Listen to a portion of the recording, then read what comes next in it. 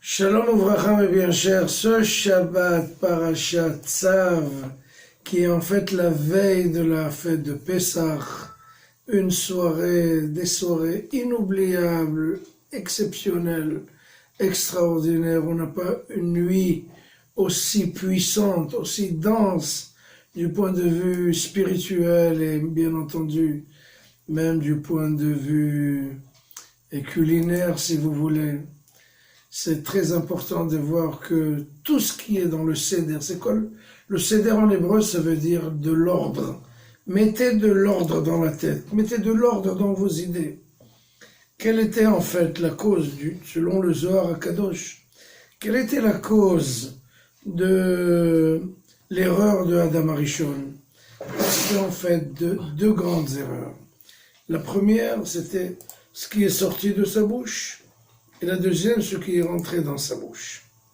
C'est-à-dire, en fait, que Pessah, c'est tout autour de notre bouche. Tout ce qui se passe à Pessah, c'est où on est en train de prier, où on est en train de réparer ce qu'on a complètement bousillé, où on est en train de manger et de réparer ce qu'on avait mangé. Et au Gan Eden. Quelles sont les erreurs qu'a fait Adam et Ève? En fait, le serpent, c'était comme le Yetzer Hara, le mauvais penchant.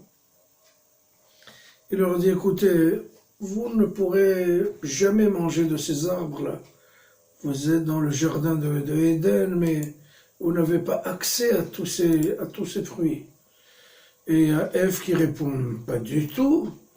Tous les fruits sont autorisés, sauf le fruit qui est au centre du jardin. C'était pas vrai. Il n'était pas au centre, il était complètement de côté.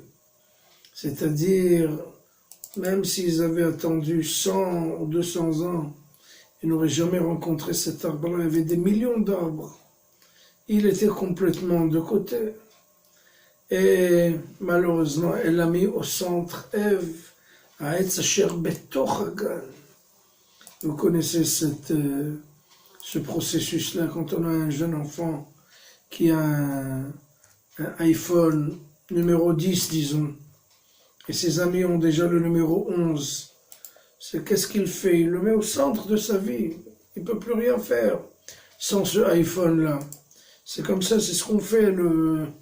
La société de consommation, elle met tout au centre, comme si sans cela on ne pouvait plus bouger. Si je ne change pas une Jeep toutes les années, je ne suis pas au centre de l'existence. C'est une très grande erreur qu'on continue à voir, à en pâtir jusqu'à présent. La deuxième erreur, Adam dit que ce fruit-là, cet arbre-là, l'arbre du bien et du mal, Etz Hadat, l'arbre de la science, est en fait, on n'a pas le droit d'y toucher. Et Akadosh Baruch Hu n'a pas dit ça. Il n'a pas dit. Qu'est-ce qu'a fait le serpent? Il l'a poussé sur l'arbre, il a touché, il lui a dit, tu vois, tu n'as rien eu, tu n'as pas été puni. Donc, toutes ces directives-là de Akadosh Baruch Hu, du ciel, c'est rien du tout. Vous pouvez manger. Ils ont mangé, ils sont tombés. Tout le Seder va tourner autour de ce qu'on va sortir de la bouche, Magid, la Haggadah, le Kiddush, les prières, le Hallel, Birkat Hamazon, et ensuite tout ce qui rentre dans la bouche, Motzi, Matzah, Maror, Korer, Shulchan Orer, Tzafun, le Afikoman.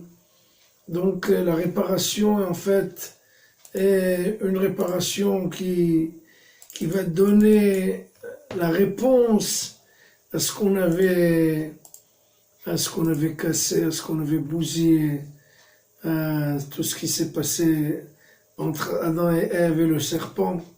Aujourd'hui, Baruch Hashem, la Seder, on est en train de réparer la source de l'erreur fondamentale qui était dans le jardin d'Éden Et Bezrat Hashem, si on fait ce Pessah comme il faut, le Ari Akadosh dit qu'on va pas du tout avoir aucun souci, ni sur le plan économique, ni sur le plan un souci de santé, chas v'shalom, ni sur tous les plans spirituels et matériels. Bezrat Hashem, Hag Sameach, Shabbat Shalom.